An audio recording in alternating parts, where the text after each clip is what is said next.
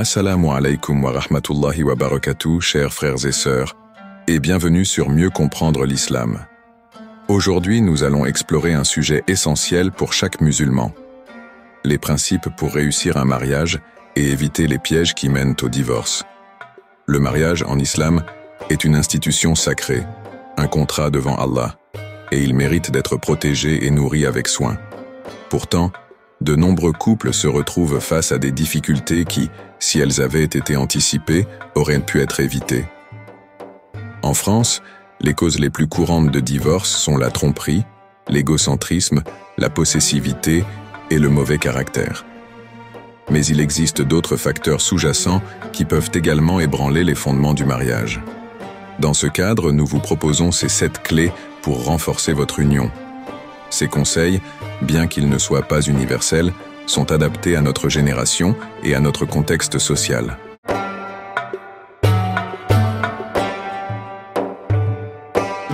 Tout d'abord, ne pas idéaliser son partenaire est crucial. L'une des erreurs les plus courantes que font les jeunes couples est d'idéaliser leur futur époux ou épouse en se basant sur des standards irréalistes de beauté et de perfection véhiculés par les médias. La télévision, les réseaux sociaux et même les films créent une image idéalisée de ce à quoi un partenaire devrait ressembler, en mettant l'accent sur l'apparence physique plutôt que sur les qualités intérieures. Cette obsession pour le physique peut mener à la déception une fois le mariage consommé, car l'attirance superficielle s'estompe avec le temps. Cependant, en islam, ce qui est valorisé, c'est la piété, la moralité et le bon caractère. Le prophète Muhammad, paix et bénédiction sur lui, nous a enseigné de privilégier ces qualités plutôt que l'apparence physique. En fin de compte, c'est le comportement et la dévotion religieuse de votre conjoint qui vous apporteront la tranquillité du cœur. L'exemple de Khadija, la première épouse du prophète, est une illustration parfaite de cela. Sa piété, son soutien moral et sa bonté étaient bien plus précieuses que toute beauté extérieure. Deuxièmement, faire la différence entre égalité et équité est primordial.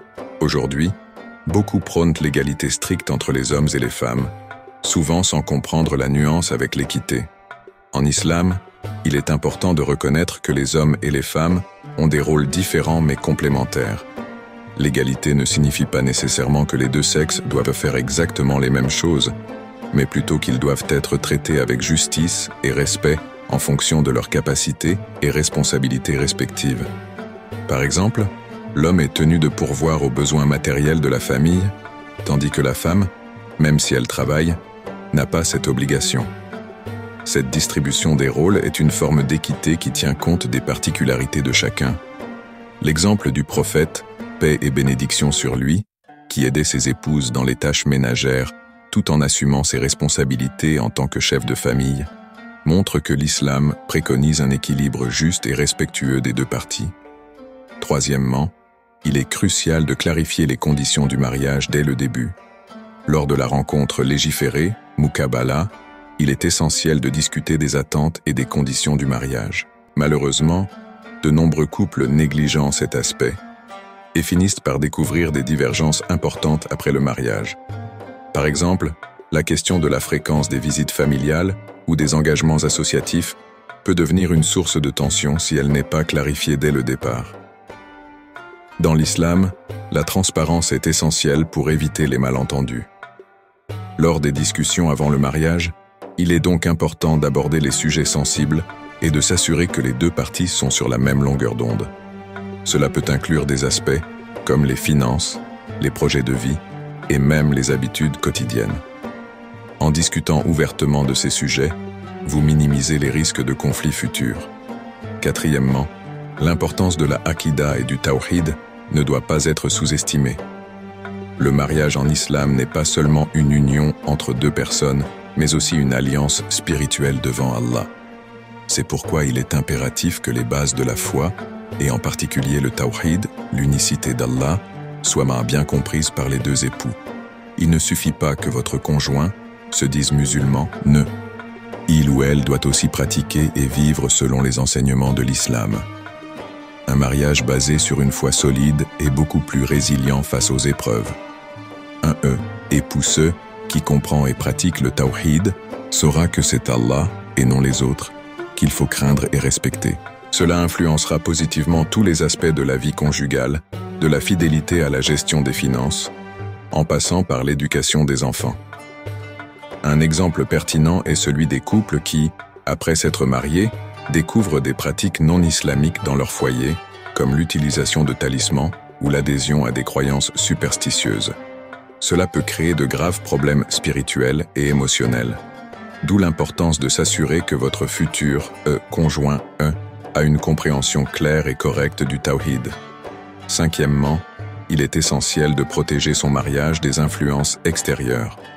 Dans notre société, il est très facile de laisser les opinions des autres influencer notre vie de couple, que ce soit les conseils non sollicités de la belle famille, les remarques des collègues ou même les commentaires des amis. Ces interventions peuvent parfois faire plus de mal que de bien.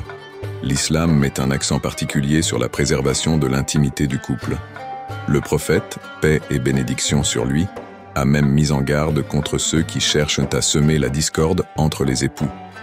Un exemple frappant est celui des couples qui partagent leurs problèmes conjugaux avec leurs amis ou leur famille, et qui reçoivent en retour des conseils nuisibles. Ces interventions peuvent envenimer la situation et conduire à des ruptures irréparables.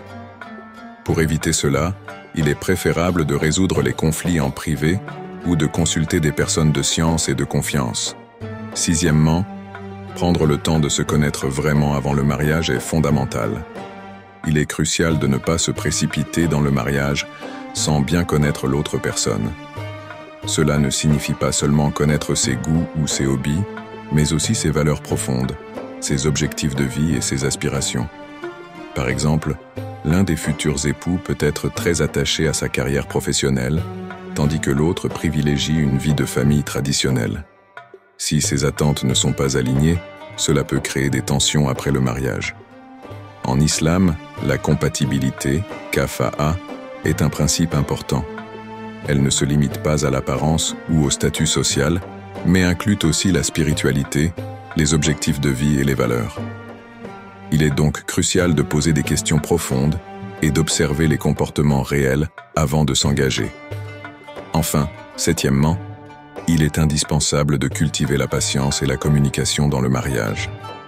Le mariage est un voyage, et comme tout voyage, il comporte des moments de bonheur et des épreuves. En islam, la patience, sabr, est une vertu clé pour surmonter les difficultés conjugales. La patience ne signifie pas endurer passivement les problèmes, mais plutôt les affronter avec sagesse, calme et persévérance. Une communication ouverte et respectueuse est également essentielle. Trop souvent, les couples souffrent en silence ou expriment leur frustration de manière blessante. En apprenant à communiquer de manière constructive, vous pouvez résoudre les conflits avant qu'ils ne deviennent des problèmes insurmontables. Le prophète Muhammad, paix et bénédiction sur lui, est un modèle d'écoute et de compassion dans ses relations, et suivre son exemple peut transformer votre mariage. Ces 7 principes sont des fondements solides pour construire un mariage épanouissant et durable. Sur mieux comprendre l'islam, nous croyons que la compréhension de ces principes, combinée à une pratique sincère de la foi, peut transformer nos vies et nos unions.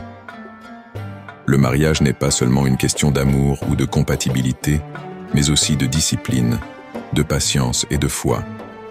En suivant les enseignements d'Allah et du prophète, paix et bénédiction sur lui, nous pouvons espérer non seulement réussir dans cette vie, mais aussi atteindre la félicité dans l'au-delà. Qu'Allah bénisse nos unions et nous guide toujours vers le droit chemin.